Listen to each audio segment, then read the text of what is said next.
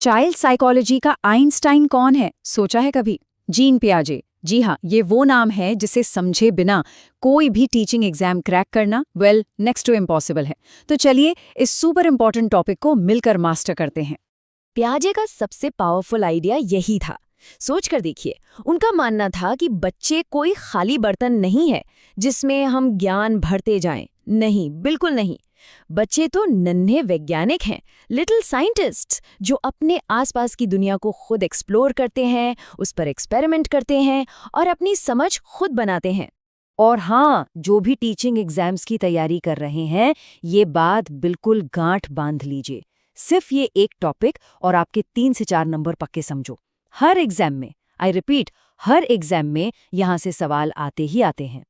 तो ठीक है, पियाजे के स्टेजेस पर जंप करने से पहले हमें उनकी थ्योरी की नींव को, उसके बिल्डिंग ब्लॉक्स को समझना होगा। ये 4 शब्द ऐसे हैं जो पूरी थ्योरी का बेस हैं। इन्हें समझे बिना आगे बढ़ना मतलब रट्टा मारना, जो हमें बिल्कुल नहीं करना है। तो सबसे पहला और सबसे जरूरी शब्द है स्कीमा। इसे सिंपल भाषा में समझिए कि हमारे दिमाग के अंदर इंफॉर्मेशन के छोटे छोटे पॉकेट्स या फोल्डर्स बने हुए हैं। जैसे जब कोई बच्चा पहली बार एक कुत्ते को देखता है तो उसके दिमाग में एक फोल्डर बन जाता है। 4 पैर वाला जानवर जो भौंकता है, जिसकी एक पूंछ है, बस ये है कुत्ते का स्कीमा। अब आता है एसिमिलेशन, यानी आत्मसातकरण। मान लीजिए उसी बच्चे ने एक काले रंग का कुत्ता देखा। वो क्या करेगा? वो उसे भी कुत्ता ही बोलेगा। क्यों? क्योंकि ये नई इन्फॉर्मेशन उसके पुराने कुत्ता वाले फोल्डर में आराम से फिट हो गई। उसने अपने फोल्डर में यानी स्कीमा में कोई बदलाव नहीं किया। The key word is no change. लेकिन असली गेम तब बदलता है जब वही बच्चा एक बिल्ली को देखता है। तो उसके भी 4 पैर, एक पूंछ है, पर वो भौंकने के बजाय म्याऊ करती है। अब बच्चे के दिमाग में एक शॉर्ट सर्किट होगा। कंफ्यूजन? यहाँ उसे अपना पुराना कुत्ता वाला स्कीमा मॉडिफाई करना पड़ेगा, बदलना पड़ेगा। वो एक नया फोल्डर, एक नया स्कीमा बनाएगा बिल्ली के नाम से। इसी बदलाव को, इसी चेंज को कहते हैं अकोमोडेशन या समायोजन। चलिए अब फटाफट इन दोनों को साइड बाय साइड देख लेते हैं।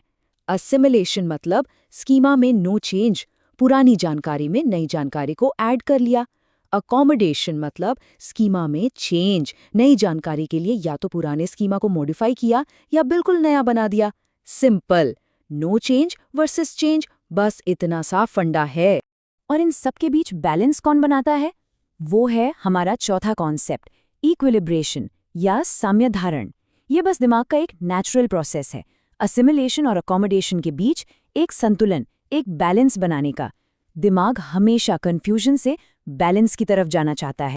चलिए अब जब नींव मजबूत हो गई है तो इमारत खड़ी करते हैं। अब हम आते हैं पियाजे की थियरी के हार्ट पर, कॉग्निटिव डेवलपमेंट के वो मशहूर 4 स्टेजेस जो एक के बाद एक आते हैं। और हाँ, इन स्टेजेस के नाम और ऑर्डर को याद रखने की एक सुपर ट्रिक है, एक निमोनिक है, SPCF, यानी सम पीपल कांट फ्लाई। थोड़ा फनी है पर एग्जाम में ये लाइफ सेवर है, trust me. S for sensory motor, P for pre-operational, C for concrete operational and F for formal operational। तो ये रहा वो मास्टर चार्ट। एक ही नज़र में देखिए कैसे ये स्टेजेस जन्म से शुरू होकर 11 साल और उसके आगे तक जाते हैं। तो अब एक एक स्टेज के अंदर चलकर देखते हैं कि बच्चे का दिमाग कैसे कैसे डेवलप होता है। पहला स्टेज सेंसरी मोटर, जन्म से 2 साल। इस स्टेज में बच्चे की दुनिया उसके सेंसेस हैं, देखना, सुनना, टच करना, यही उसके टीचर्स हैं।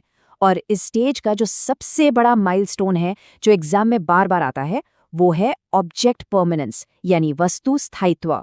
बच्चा ये समझ जाता है कि आउट ऑफ साइट का मतलब आउट ऑफ माइंड नहीं होता। अब आते हैं स्टेज 2 पर, प्री ऑपरेशनल, 2 से 7 साल। यहाँ बच्चे की सोच में कुछ मजेदार लिमिटेशंस होती हैं, जैसे एनिमिज्म।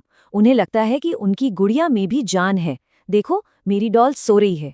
फिर आता है ईगोसेंट्रिज्म, मतलब जो मैं सोचता हूँ वही पूरी दुनिया सोचती है। और एक और बड़ी चीज, इरिवर्सिबिलिटी।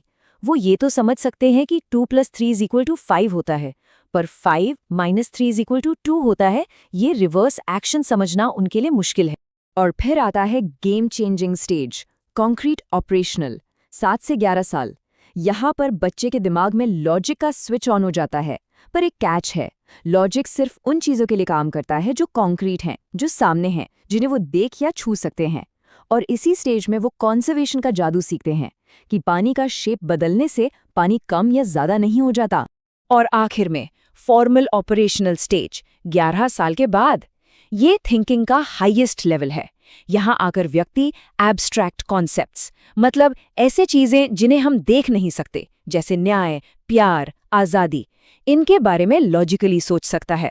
व्हाट इफ वाली थिंकिंग यानी हाइपोथेटिकल सिचुएशंस के बारे में सोचना यहीं से शुरू होता है। ओके, अब थियरी हो गई, तो चलिए चलते हैं टॉपर्स कॉर्नर में। यहाँ हम देखेंगे पियाजे का सबसे famous experiment, the conservation test. इससे प्री ऑपरेशनल और कॉन्क्रीट ऑपरेशनल स्टेज का फर्क बिल्कुल क्रिस्टल क्लियर हो जाएगा।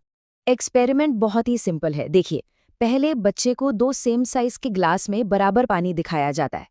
फिर उसके सामने ही एक गिलास का पानी एक लंबे पतले गिलास में डाल दिया जाता है और फिर पूछा जाता है वो बड़ा सवाल, अब बताओ किस ग्लास में पानी ज्यादा है? और जो रिजल्ट आता है ना, वही तो पूरी थ्योरी को प्रूव कर देता है। प्री ऑपरेशनल स्टेज का बच्चा क्या बोलेगा? लंबे वाले ग्लास में ज्यादा है। क्यों? क्योंकि वो बेचारा सिर्फ ग्लास की ऊंचाई पर फोकस कर पा रहा है, जिसे पियाजे ने सेंट्रेशन कहा। लेकिन कॉन्क्रीट ऑपरेशनल स्टेज का बच्चा आराम से बोलेगा दोनों में बराबर है, क्योंकि उसका दिमाग अब कॉन्जर्वेशन का कॉन्सेप्ट समझ चुका है। बहुत बढ़िया, अब तक सब समझ आ गया। तो चलिए दिमाग की थोड़ी एक्सरसाइज करते हैं।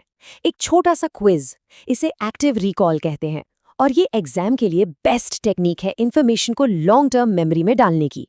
सवाल नंबर 1, एक बच्चा बिल्ली को देखकर कुत्ता बोलता है क्योंकि उसके भी 4 पैर हैं। ये कौन सा प्रोसेस है, एसिमिलेशन या अकोमोडेशन?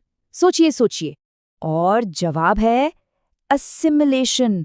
बिल्कुल सही, क्योंकि बच्चे ने नई जानकारी को अपने पुराने कुत्ता वाले स्कीमा में ही फिट कर लिया, कोई बदलाव नहीं किया। चलिए अगला सवाल, वस्तु स्थायित्व या ऑब्जेक्ट परमानेंस कौन सी स्टेज में डेवलप होता है? एकदम करेक्ट, ये पहली ही स्टेज यानी सेंसरी मोटर स्टेज की सबसे बड़ी जीत है, सबसे बड़ी उपलब्धि है। और अब आज का आखिरी सवाल, जो आपको सोचने पर मजबूर कर देगा। पियाजे ने कहा कि डेवलपमेंट पहले होता है, लर्निंग बाद में। लेकिन एक और साइकोलॉजिस्ट थे, वाइगोत्स्की, जिनकी सोच इससे बिल्कुल अलग थी। तो सवाल ये है, वाइगोत्स्की ने क्या कहा था? इसका जवाब हम एक्सप्लोर करेंगे हमारे अगले विश्लेषण में।